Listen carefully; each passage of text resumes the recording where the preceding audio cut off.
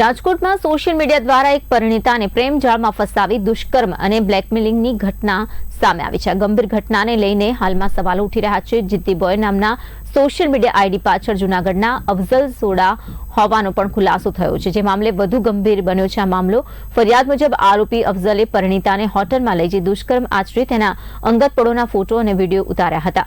ત્યારબાદ આ સામગ્રી વાયરલ કરવાની ધમકી આપી તેણે વારંવાર શારીરિક શોષણ કર્યું હોવાનું પણ જણાવાઈ રહ્યું છે. ત્યારે પીડિતાએ આરોપીની સાચી ઓળખ સામે આવતા સંબંધ તોડી નાખવાનો નિર્ણય કર્યો હતો. ત્યારબાદ આરોપી દ્વારા બ્લેકમેલિંગ અને ધમકીઓ શરૂ કરવામાં આવી હતી. આ મામલે મોરબીની અનિશા નામની યુવતીએ મદદ કરી હોવાનો પણ ફરિયાદમાં ઉલ્લેખ કરાયો છે. આ મામલે રાજકોટ તાલુકા પોલીસ મથકે અફઝલ સોડા, અનિશા સહિત અન્ય 2 આરોપીઓ સામે પણ ગુનો નોંધાયો છે. પોલીસ દ્વારા અનિશાની અટકાયત કરી પૂછપરછ શરૂ કરવામાં આવી છે, જ્યારે કે મુખ્ય આરોપી સહિત અન્યને પકડવા માટે તપાસ તેજ કરાઈ છે.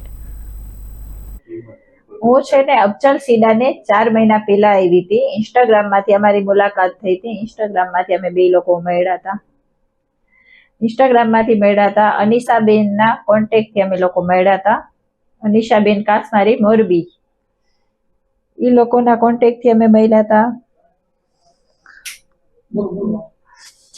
પછી અફઝલ સીડા સાથે મારી વાત થઈ હતી ઇન્સ્ટાગ્રામમાંથી. પછી અફઝલ સીડા મારા ઘરે આવતો હતો.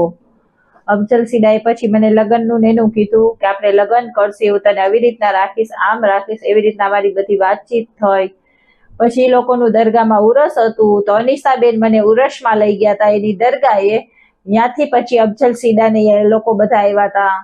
પછી લોકો મને અહીંયા દરગાહે લઈ ગયા હતા. દરગાહે લઈ ગયા, અહીંયાથી મને એને કારો દોરો બાંધ્યો, પાણી પાયું. પછી થોડાક દિવસ પછી અમે પાછી બીજી દરગાહે ગયા હતા, કામનશા પીરે. ત્યાં એ લોકોએ મારી સાથે એ કર્યું. પછી થોડાક સમય પછી અનિશાબેન મને હોટલમાં લઈ ગયા જીદ્દીને મળવા. જે કે અફઝલ સીડાને હોટલમાં મળવા લઈ ગયા હતા, ગોંડલ રોડ ઉપર મળવા લઈ ગયા હતા. અનિશાબેને મને એમ જ કીધું હતું કે આપણે એક રૂમ છે, ખાલી બેસવાનું છે. અનિશાબેન એમ કહીને મને હોટલમાં લઈ ગયા હતા.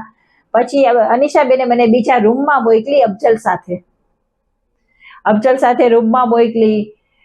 પછી અફઝલે આવી રીતના જે બધું હોય એ બધું થયું.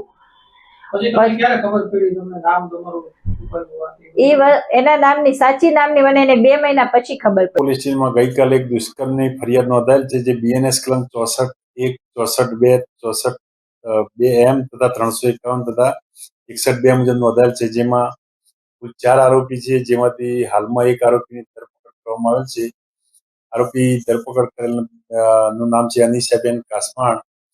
તેમજ અન્ય આરોપીઓ રવિ ગોસાઈ, વિજય ચુડાસમા અને અફઝલ કારાભાઈ સીડા નાવ બાકી છે.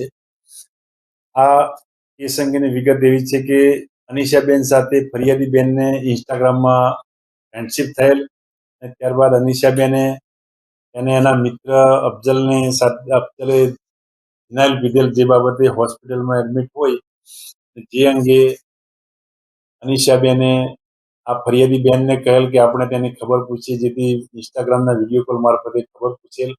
તેમજ તેની સાથે પણ મોબાઈલનો અફઝલની સાથે આ ફરિયાદી બેનનો મોબાઈલનો નંબર આપે થયેલ. ત્યારબાદ આ ફરિયાદીના ઘરે અફઝલ એકવાર 4-5 દિવસ રોકાયેલ, અને ત્યાં એ રોકાયેલ તે વખતે ફરિયાદી બેન સાથે દુષ્કર્મ કરેલ. તેમજ અન્ય એક હોટલમાં લઈ જઈ અને તેની ફરિયાદી બેન સાથે દુષ્કર્મ કરેલ.